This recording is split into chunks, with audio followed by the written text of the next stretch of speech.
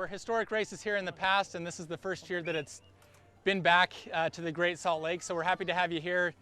After this meeting, we're going to be going down to the boat ramp here, and we'll start making our way into the water through the marina. The starting buoy is actually just outside of the marina. If you come up here, you can see it. It's this green buoy out here.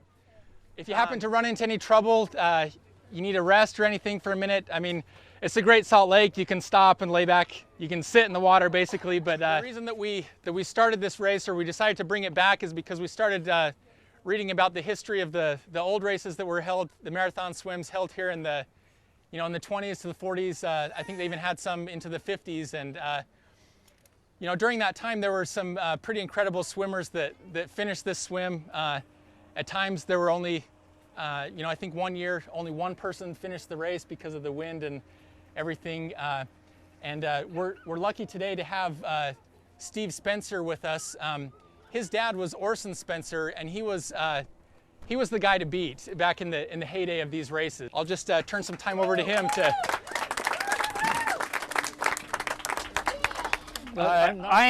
I am honored to represent our family here, and especially my father. Orson Daniel Spencer was his full name. So I'm going to first just introduce some family. I know my dad would want me to introduce the family. Sorry, I won't bore you with a lot of details about the family, but there are some family members here, so I'm going to introduce them briefly. And then I'm going to talk about the history of his swimming career for just a minute, and share a personal memory, and then kind of comment on the race today to get you motivated to get out there and do your best. So I am the middle child of Orson and Phyllis Green, Josh's name, Spencer. They had 5 children in the order of Pat, Dan, me, and Nancy, and Julie. And I believe Julie is here today. Raise your hand. Julie. And this is my wife, Jill. So, okay, yeah, maybe this is a good time. There are also other descendants of Orson Spencer here today. Can you just raise your hand? We won't have a long introduction from all of you.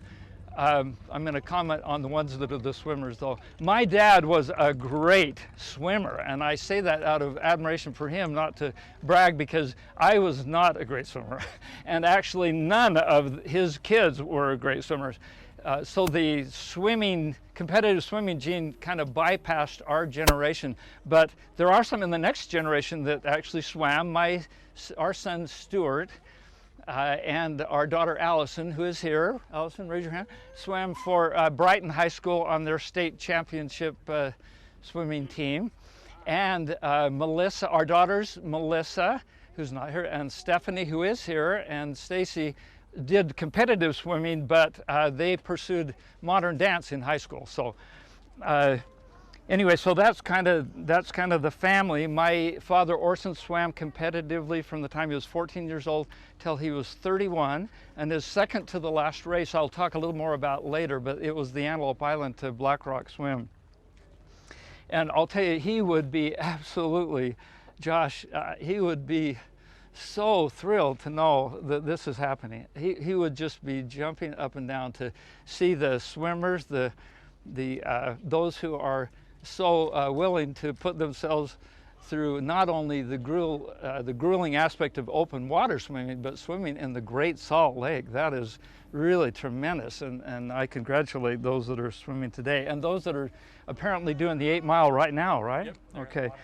Some brief history of my father Orson, his swimming career.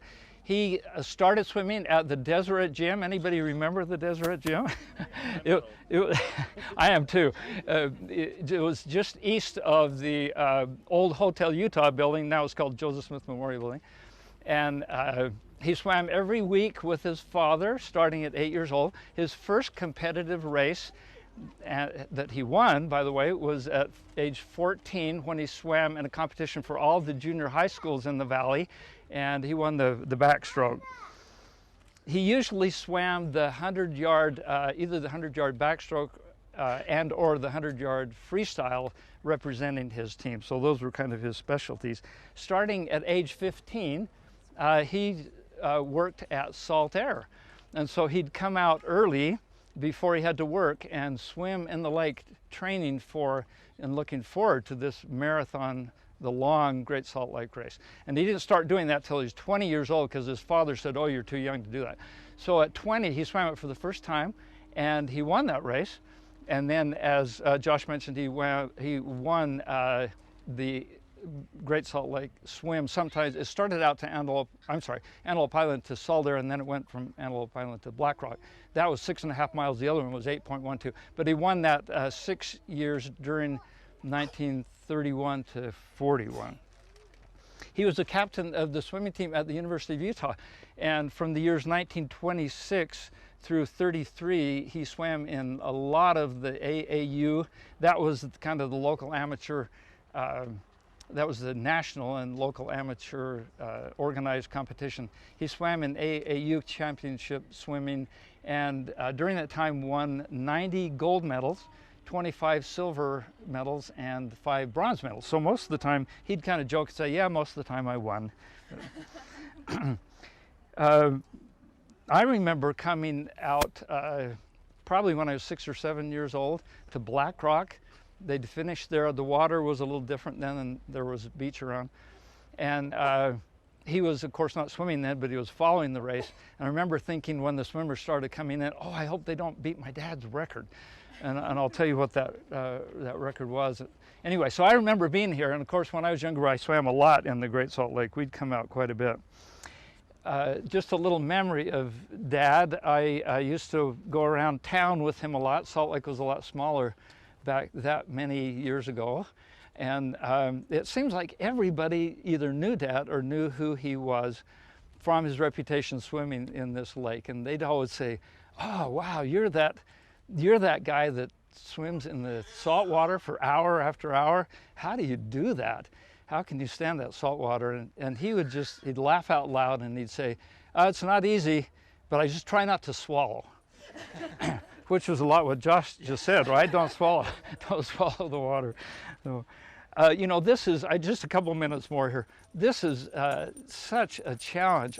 I'll tell you, those of you who are willing to do this in the 8-mile race, this is not just any open water swim in salt water. I think it adds a tremendous difficult dimension to the swimming. And I have, if you want to look at this is some medals of my dad, and this was closer when I started, but I just wanted to comment on this trophy of all the memorabilia from my dad's swimming. This is the most cherished, and he passed this trophy on to me.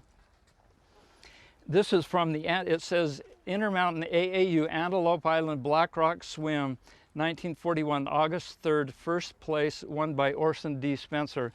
And that's an 8.12 mile swim, but this was no ordinary year. Almost done. Yeah, no, you're good. This was no ordinary year. He had won it several times, but when 1 year before, he was in a bad car accident that broke his arm, and the doctors, when they set it, it didn't set right. And I remember when he'd stretch out his right arm like that, it would be at about an angle like that. So it never really healed right. And 1 year later, he came back from that accident and won this race. And the article in the paper said that it was the worst swimming conditions that day in the history of the race, that there were huge waves. And whereas his best time was 3 hours and 42 minutes, that day it took him 5 hours and 7 minutes to finish, and he was the only one that finished the race. Yeah. And I guess if you're the only one, you get first place, right? So that's the trophy that goes with that. And I have a photo of him, if any of you'd like to see that. This is right after this is a copy of a photo, right after he got out of that race, and he was 31 years old. So yeah, it was 1 year, he was in the accident when he was 30, and 1 year later, 31, he won that race. And this is actually a picture of them during that race when it was about 1 mile from Antelope Island, and it shows him in first place. Just one other quick motivational thing here, and then I'm done. Don Staley said, a lot of people notice when you succeed, but they don't see what it takes to get there. And boy, I applaud all of you who are training and swimming, and people like Gordon Gridley, who will train hour after hour to meet such a tremendous challenge. And we don't fully appreciate what you go through. Beverly Stills, the American operatic soprano, said, "You may be disappointed if you fail, but you are doomed if you don't even try." So those that are swimming today, you may not be the fastest, but you tried, you did it, and I just congratulate you. Our family congratulates you, and good luck in the swim. And I just think it's tremendous. So, thanks, Josh.